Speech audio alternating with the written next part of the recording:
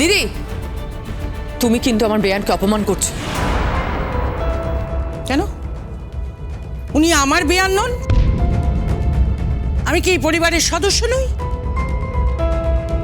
কোনো সত্যি কথা বলার কোনো অধিকার নেই? কিরে ঐশী, বল না, বল না, চুপ করে আছিস কেন? ওনার কাণ্ড দেখ। আমাদের এই এত সুন্দর একটা বাড়ি, সেখানে উনুন জ্বালিয়ে ঘর নষ্ট করেছেন, কীর্তনের দল ডেকে প্রহসন করেছেন। আর ওদিকে তুর্যর আশীর্বাদ দিতেন কি করলেন? এক আনা সোনা দিয়ে বেয়াই বাড়িতে আশীর্বাদ করলেন। এত সংকীর্ণ মন আপনাদের? আশ্চর্য। নাকি কৃপণ, নাকি অর্থাভাব, কোনটা? আমাদের বললেই পারতেন, আমরা সাহায্য করতে পারতাম। আপনি কিন্তু সীমা ছাড়িয়ে যাচ্ছেন। আঙুল নামিয়ে কথা বলুন। কৌশলা দেবী, আপনি জানেন না এ বাড়িতে আমার দিকে আঙুল তুলে কেউ কথা বলে না, কেউ না, এমনকি আমার ভাই রাজশেখর নয়।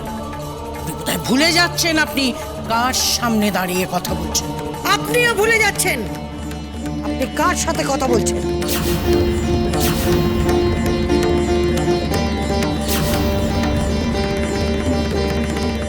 আর রইল বাকি চিড়িয়াখানার কথা। আমাদের গ্রামে হয়তো চিড়িয়াখানা নেই, কিন্তু এই শহরে যে আছে সেটা আপনাকে দেখলেই বোঝা যায়। কৌশল্যা,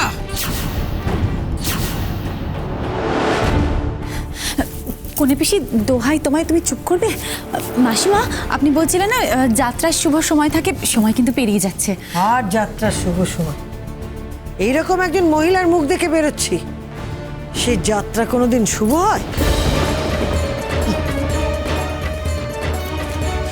অনু, তোর বেয়াই তোর সামনে আমাকে এইভাবে অপমান করলো, আর তুই দাঁড়িয়ে দাঁড়িয়ে দেখলি? দেখতে তো হবেই। উনি আমাদের নিমন্ত্রিত, তোমরা তো নাও।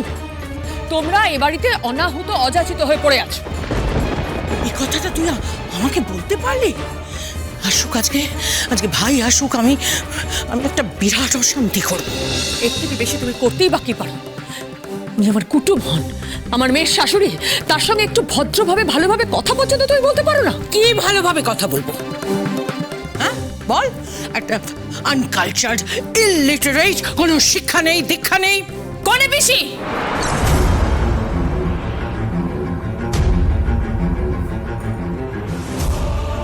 আমার শাশুড়ি মা শিক্ষিত না অশিক্ষিত, আমার স্বামী শিক্ষিত না অশিক্ষিত, সেটা না হয় আমি বুঝে নেব।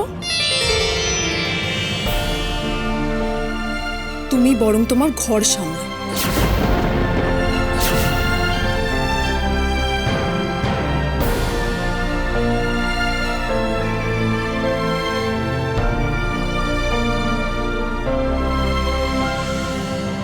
ছি দিদি, ছি। আসুন কৌশল মুখার্জি, আসুন।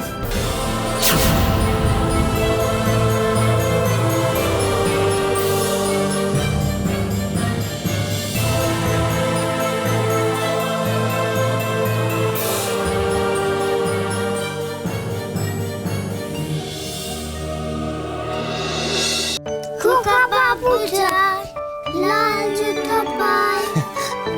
জয় বাজা। আরে কি ব্যাপার, তোমরা এখানে? এসো এসো এসো, বসো। হ্যাঁ, আজকে তো টিচার্স ডে, স্কুল থেকে অনেক চকলেট দিয়ে, তাই তোমাকে দিতে এসেছি। তাই নাকি? দাও দাও দাও। আচ্ছা খোকা বাবু, টিচার্স ডে কি? Teachers day? টিচার্স ডে হলো গিয়ে শিক্ষক দিবস। যারা পড়ায় তাদের দিন। হ্যাঁ, বলতে পারো। আজকের দিনটা শিক্ষক দিবস কেন? কারণ একজন বিখ্যাত মানুষ ছিলেন, মানে যাদেরকে আমরা মনীষী বলি, এরকমই একজন মানুষ ছিলেন। তার নাম হলো ডক্টর সর্বপল্লী রাধাকৃষ্ণন। তার জন্ম হয়েছিল 5ই সেপ্টেম্বর। তার জন্মদিনটাকে আমরা শিক্ষক দিবস হিসেবে পালন করে থাকি।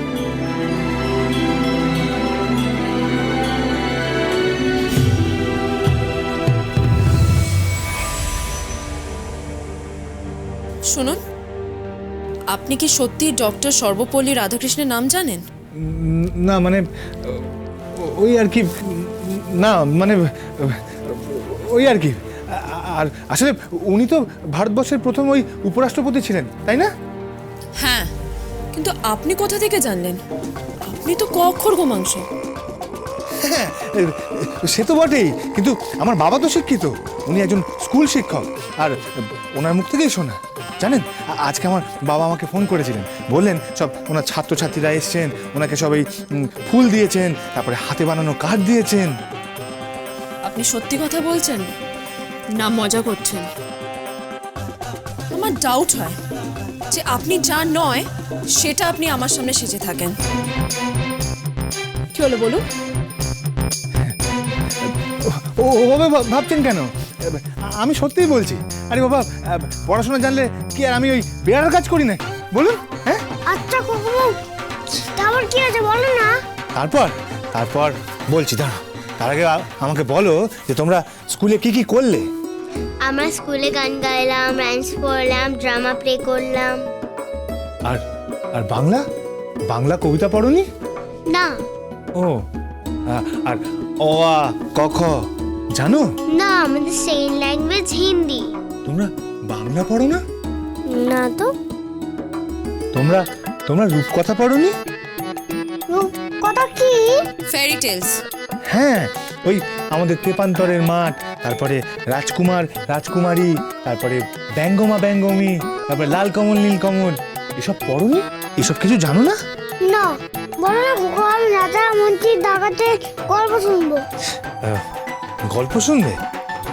বেশ, তাহলে তোমাদের একটা গল্প শোনে। চলো আমার সঙ্গে, বেশ।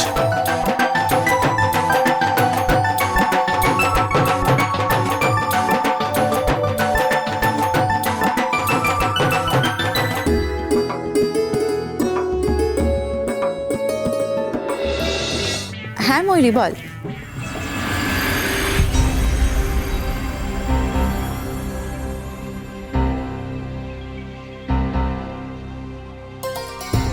কি বলছিস তুই? তোর বাবা মা রেস্টুরেন্টে গিয়েছিল, সেখানে গিয়ে দেখেছে খোকাবাবু খাবার সার্ভ করছে। ঠিক আছে, তুই রাখ, আমি দেখছি।